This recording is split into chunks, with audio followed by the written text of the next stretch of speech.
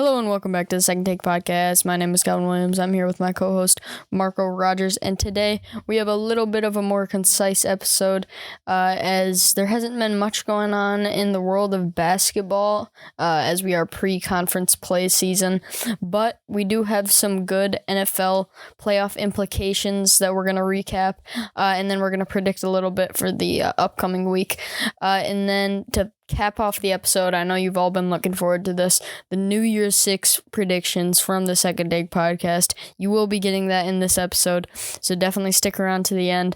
That's going to be a super exciting segment. So to start it off, Marco, can you get us going with the NFL recap? To start it off, Patriots find a way to lose again. Down 22-0 at the half. They get a pick six late in the third quarter, miss an extra point.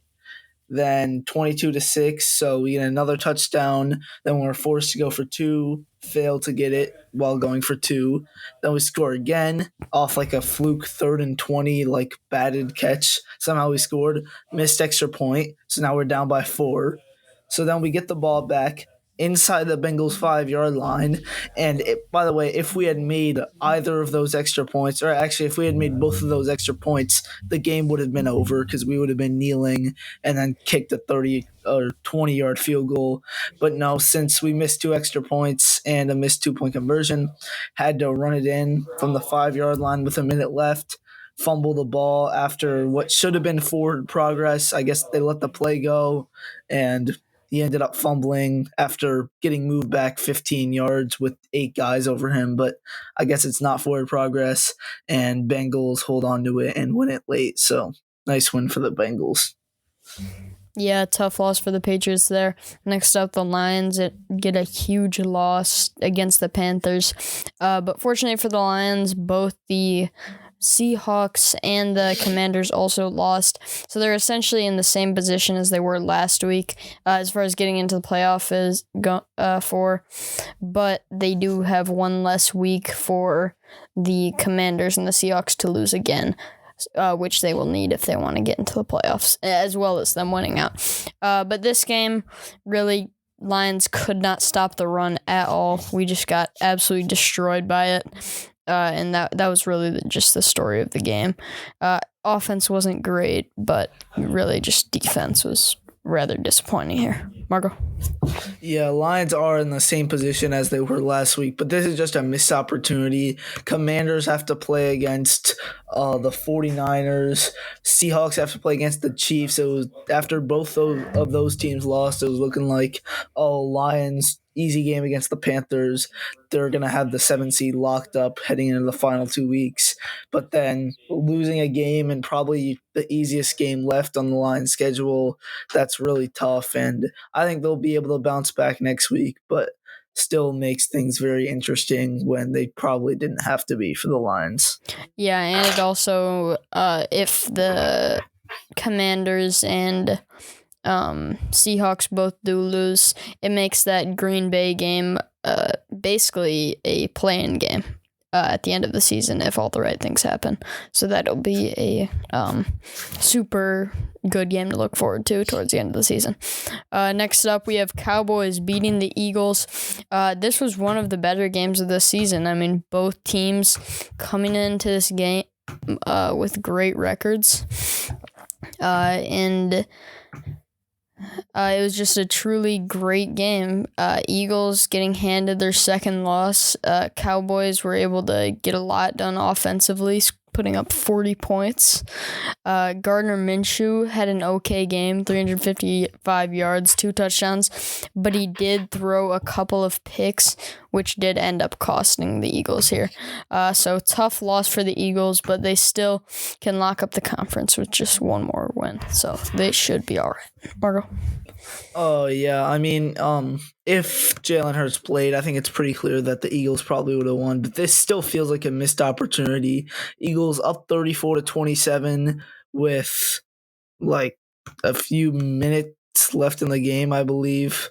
But just losing late, that just really sucks for them, and they're gonna have to bounce back with Gardner Minshew at quarterback. which is going to be tough. Also, considering they're playing against two decent teams. Saints aren't that good, but just got a win last week, I believe. So maybe they'll have some momentum, and then have to play against the Giants week 18. So the division definitely not over yet. Cowboys, I believe, lock up a playoff spot. And yeah, if these two meet again in the playoffs, it's going to be an incredible game, and the odds that they meet in the playoffs are pretty high. So excited to see where these two teams end up in the playoffs. Yeah, I would totally agree. And just the way their season has shaped out, there's no reason for them to play Jalen Hurts for the rest of the regular season. So they're going to need Gardner Minshew to carry them to just one more victory if they want to lock up the 1 seed in the conference and get that obvious, very sought after bye that everyone's looking towards. And then next up, we're going to do some predictions for next week in the NFL. Started off, Marco, can you get us going with the Dolphins at the Patriots? Yeah, so similar to the Lions, Patriots were very fortunate despite losing since the Dolphins lost to the Green Bay Packers on Christmas. So yeah, Pats versus Dolphins, this is practically a play-in game. Even though Dolphins have the better record, Pats would then have head-to-head over them with a win here.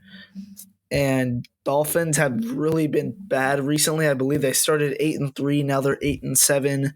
They really need something to get going. Hopefully the weather is cold, so they won't throw the ball. And I think if the weather's cold, Pats can get a nice run game going. And I think Ramondre Stevenson has a big game. Pats get a physical win and put themselves back in the 7th seed for the playoffs. Yeah, I mean, the Dolphins desperately need this one after losing their last 4. I mean, I know they've had a rough schedule in the last 4, but still they are definitely going to need this if they're looking at a playoff spot, especially since the AFC is such a good conference. They probably are going to have to win both of their last 2 if they want to make the playoffs, and that's not something that we thought we'd be saying 4 weeks ago. So Dolphins in a must-win situation, and I think they're going to get it here. I think they're going to come out firing. That strong receiving core is just going to help them carry it past that Pats secondary. Next up, Bills at the Bengals. I got the Bills here. I just think they're a better team than the Bengals. This game is actually very important for the AFC seeding, getting that 1 spot, because the Bills and the Bengals are both 2 of the teams vying for that playoff spot.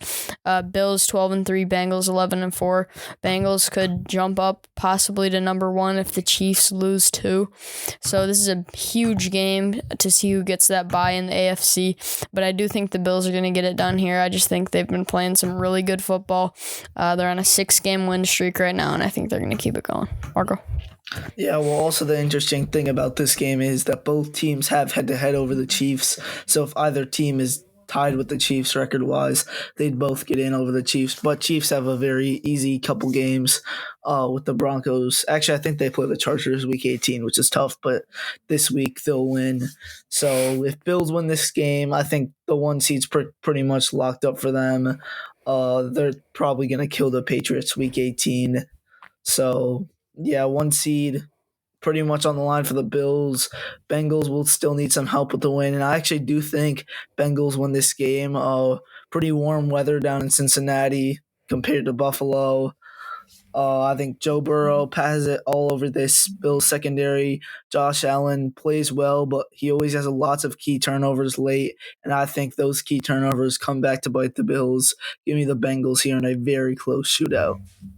Wow, that'd be a huge victory for the Bengals. We'll see if they can get it. And then finally, for our NFL predictions, the Chicago Bears at the Detroit Lions. Lions in absolute need of this win. A terrible performance defensively last week. Linebackers weren't able to get anything done. When you have 2 of your starting linebackers in Alex Anzalone and Malcolm Rodriguez only getting 4 solo tackles each, there's definitely something wrong with how you're playing defense. And that's what happened last week. That's why the Lions had no success. They're going to need to step it up in that linebacker room if the Lions are going to be able to get a victory this week, especially against that strong read option offense that the Bears have. Marco?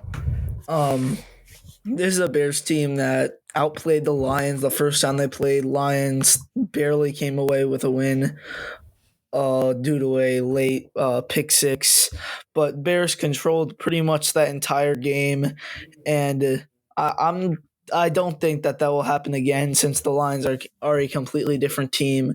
But last week, Lions took a major step back. They looked like possible Super Bowl contenders. Even some people were saying due to the way that they were playing last week. They got killed by the Panthers. Now they're back to that sort of old Lions. But I do think they get a win here and make that Packers game absolutely huge in Week 18. But I do think this game will be close. I think Justin Fields over 100 rush yards, 200 pass yards. Keep it interesting, but I think the Lions are just a better team. So give me the Lions. Yes, a must win game there for the Lions, as well as the Lions are going to need, as we've said multiple times, a Commanders and a Seahawks loss, which definitely could happen. Commanders playing the Browns, so not as tough of a game, so they might not get their loss this week, but the Seahawks do face the Jets, which is a very solid team. Hopefully the Jets will take care of business there, and one of the teams that Detroit needs to get knocked off is out of the way. Next up, what you've all been waiting for, the college football New Year's 6 predictions. I am so excited for all of these games. I think they're going to be quite a few instant classics here. So let's get it going right away with number 6 Tennessee versus number 7 Clemson in the Orange Bowl. Marco, take it away. Oh, yeah, to start off, we didn't talk about this, but DJ Uyagale is transferring to Oregon State. Good for Oregon State, by the way. They sort of seemed like they were a quarterback away this year, and they got their quarterback, well, possibly their quarterback. But to talk about this game, Joe Milton versus Cade Klubnik, two guys that were not starting the entire year until a couple weeks ago. Cade Klubnik, we saw signs of him all year since DJ Uyagale kind of sucked all year. But he's a true freshman, 5-star, definitely arguably one of the most talented quarterbacks in college football. But taking on Joe Milton, he can throw a ball 80 yards. He threw an orange 100 yards in practice the other day. And I think they'll be going deep with Jalen Hyatt. I do believe he's playing. Tennessee has a high-powered offense. Clemson's D-line is very good, but their secondary is not as strong. I think Milton's more accurate than his Michigan days, or at least I hope so. I think Tennessee finds some success in the run game, and most importantly, stops Will Shipley. And if they can stop Will Shipley, they stop the Clemson offense. Give me Tennessee here, not in a blowout, but maybe by 13, 17 points. Yeah, I agree with everything you just said. Tennessee is simply better than Clemson. Clemson has had a weak ACC schedule that they've struggled with the entire year. And Tennessee has made some noise in the SEC, which not a lot of people were expecting. So this Tennessee team, a lot better than we thought they'd be at the start of the year. Obviously, without their star quarterback, Hendon Hooker. If Joe Milton can step up, I think if he can step up big time, I think it's going to be a blowout. But either way, I just think Tennessee is too physical for Clemson. So even if Joe Milton has a subpar game, I think they're going to get it done here. Next up, number 5, Bama versus number 9, Kansas State in the Sugar Bowl. This is a super interesting game. Big 12 teams have actually played surprisingly well against SEC teams in non-conference play. I believe they actually have a winning record against SEC teams. So definitely a stronger conference than we had previously thought. But that being said, despite Kansas State coming off a Pac-12 championship, I think I got Bama here.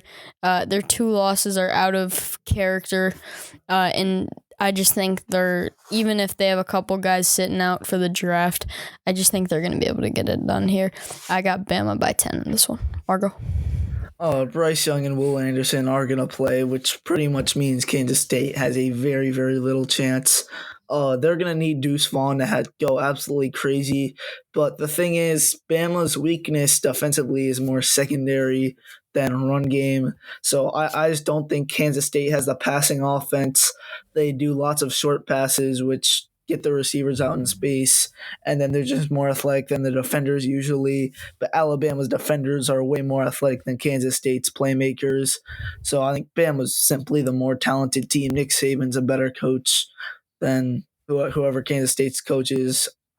So yeah, give me Bama by 20. I don't think it's going to be a blowout the whole game, but I think they pull away in the late third, early fourth quarter, and Kansas State simply does not have enough talent. Yeah, by the way, Kansas State's head coach is Chris Kleeman.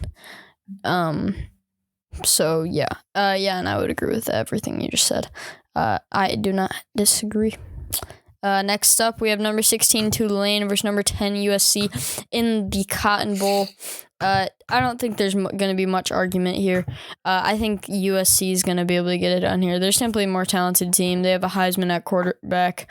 I assume he'll be playing because he can't go to the NFL draft this year. So Caleb Williams, USC, they're just going to be a more talented team than a group of 5 team in Tulane. But either way, great season for Tulane. That one loss really set them back, but they have had a truly phenomenal season, and they are a pretty fun team to watch. Marco? This is the same Tulane team that did beat Kansas State on the road. Obviously, Kansas State was not the same back then, but still, this is a team capable of beating good Power 5 teams. I think their run game really gets going against this soft USC defense. The run game led by Spears, the running back. So I think Tyjae Spears has a very big game. I don't think USC's defense is quite physical enough to stop him, but USC's offense is too good. I don't see them punting once. I think USC wins, probably scoring 50 points, like 50 to 30 something. So, yeah, give me USC by a lot. But I do think USC's defense will get exposed. You had me in the first half, I'm not going to lie. I was about to say, if you were picking Tulane here, I mean, maybe they'll shock us, but I just do not think they have the firepower to get it done. Next up, we have number 11 Penn State versus number 8 Utah for the Rose Bowl. Everybody loves the Rose Bowl. It's a great game. Utah has been a great team beating USC. I mean, they really just have the number on USC. They do have a couple of losses, which has hurt their ranking and dropped them to number 8.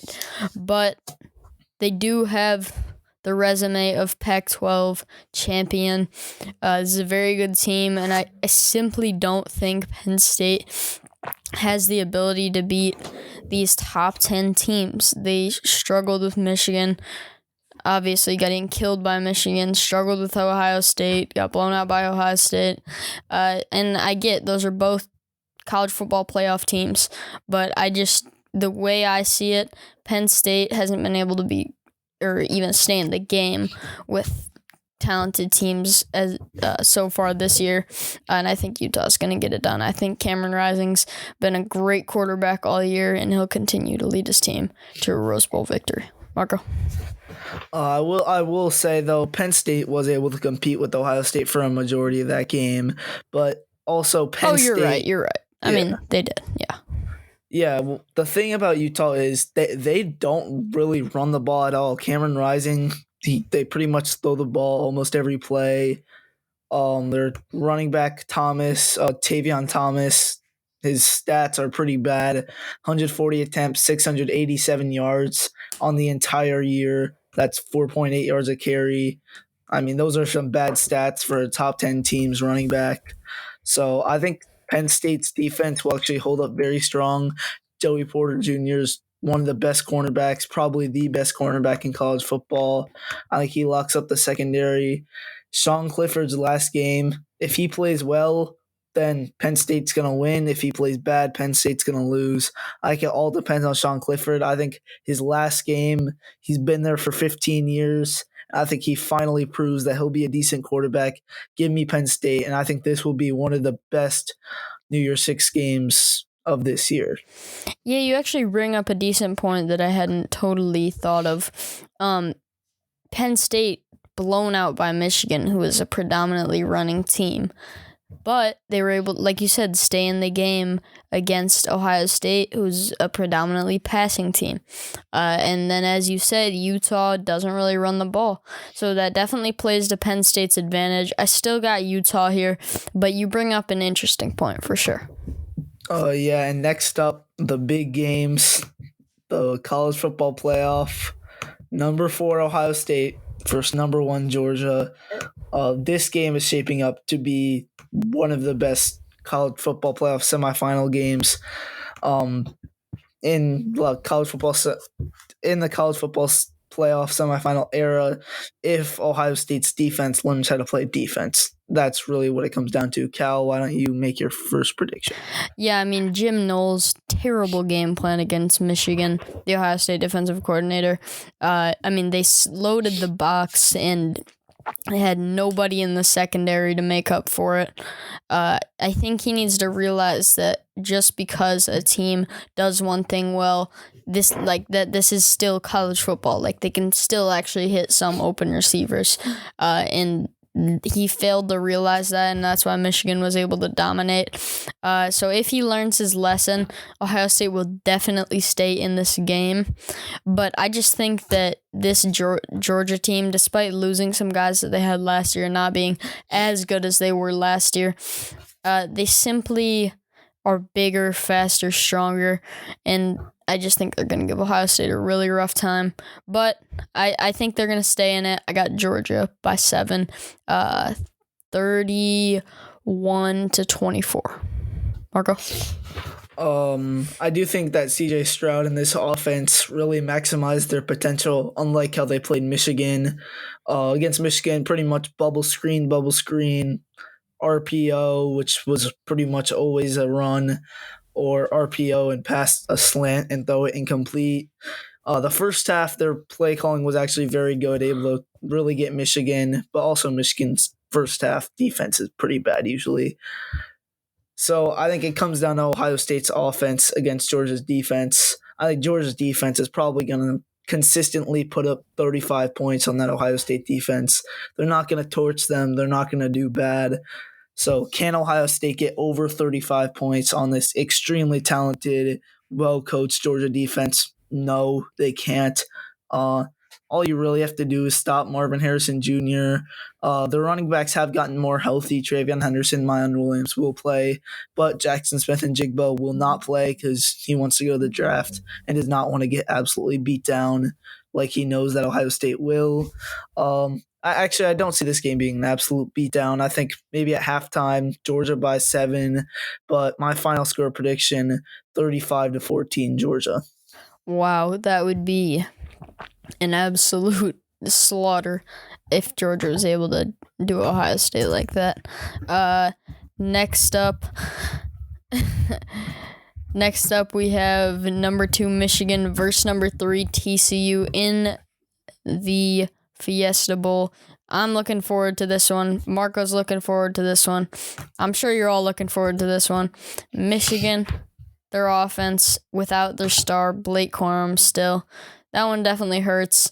But Donovan Edwards has made some huge strides in the past couple weeks and is looking like a very talented running back, as we know he is. His breakaway speed is absolutely phenomenal, and although he can't make some of the cuts that Blake Corum can make, if he gets out in the open space, it's a touchdown every time. So that guy has a huge big playability that Michigan's offense desperately needs. And it's also going to come down to J.J. McCarthy. I mean, he had one of his better games against Ohio State, was able to make the throws when he needed to, and we're going to need him to do it again. He needs to be able to hit guys like Cornelius Johnson, guys like Roman Wilson deep downfield if Michigan wants to be able to take over this game against TCU. On the other side of the ball, TCU and Max Duggan versus Michigan's defense that's been one of the best in the country this year. the biggest thing for Michigan is they need to keep the game close at halftime. If it's tied going into halftime, Michigan has a huge advantage, as our second half adjustments all year have been what's been able to win us games, especially on the defensive side of the ball. I do think we'll have some issues with the big guy, Quentin Johnson, at receiver for TCU. Super high draft lottery pick, but if we're able to lock him down, maybe put Will Johnson on him. I know people are like, he's a freshman, but he is one of our bigger corners, and he's able to make plays against bigger guys. I like the matchup, Will Johnson, but we'll see who we put on him. Maybe Mike Sanders still can make a few plays in the slot, and hopefully Michigan can get it done here. Marco? Yeah, really, the thing about TCU's offense is stopping the three-headed monster of Max Duggan, Kendry Miller, and Quentin Johnston. Max Duggan runs just as well as he throws. He can stiff arm your best linebacker or somehow run by your best corner, even though it shouldn't be possible, but he just does it. Pretty much everything he does shouldn't be possible, but he just does it. He doesn't seem like he's that good. He makes a lot of throwing errors and quite a few inaccurate throws, but when he needs to, he just turns into the best quarterback in college football for maybe 30 plays in the game. But in those 30 plays, that offense is absolutely unstoppable. But first, it starts with stopping Kendry Miller, stop that run game, including Max Duggan. If you can maybe put a QB spy on him, be prepared for read options, and have the big guys in the box get lots of pressure, force Kendry Miller outside, let the linebackers make a play. So if you can stop those two, then all you have to focus on is the pass game, Quentin Johnston, make them one-dimensional. TCU does have lots of other good receivers, but the best one is Quentin Johnston. Michigan has had lots of trouble all year with the big receiver, obviously Keon Coleman for MSU. Michigan had absolutely nothing on him. He would moss two guys, so Michigan definitely needs to put Will Johnson on Quentin Johnston and probably also have safety help over top. TCU's offense is very good, even if you can stop the run game and make them one-dimensional, or stop the pass game and make them one-dimensional. You just can't stop all of it. That's what makes them so good. And I think Max Duggan probably will have a big game. I think Michigan limits Kendry Miller enough, and I think this game will be very close. You mentioned Michigan's a very good second-half team, but TCU, these are two bad first-half teams, probably not even in the playoffs if you just take their first-half performances. But in the second half, TCU always comes back. In the second half, Michigan always makes great adjustments, so that's why this game is going to be so fun to watch. And yeah, just excited to see what happens, and we'll talk about it next week. And then my final question for you, what matchup do you think we're getting? As I heard you say Will Johnson on Quentin Johnson also, which is what I want to see. But also, we have a guy like DJ Turner who's maybe looking at being a first-round pick. He is a little bit smaller in stature than Will, but we could see him on him. So what matchup do you think we're getting? We saw DJ Turner against Keon Coleman, and he did not do very well. So I don't think he should be on him. He's 5'9". He's a good he's a good guy to guard a wide receiver too, but he can't guard a jump ball receiver. I think Will Johnson can, so I think it should definitely be Will Johnson. Yeah, that's my thing. I think DJ Turner is a super talented cornerback, but he's not who you put on the other team's big play receiver. Eventually, when he gets to the NFL, he won't be guarding guys like Mike Evans. So he'll be guarding guys maybe in the slot, maybe just the shorter wide receiver too, like you said. So I agree. I hope we get Will Johnson versus Quentin Johnson. We're going to need safety help. Guys like Rod Moore are going to need to play well. And it's going to be a super exciting game. Thank you all for... do you have anything else? Nope. All right. Well, thank you all for listening to the Second Take Podcast. We will see you next week. Hopefully feeling good. And Michigan is looking at the national championship. Peace. Bye.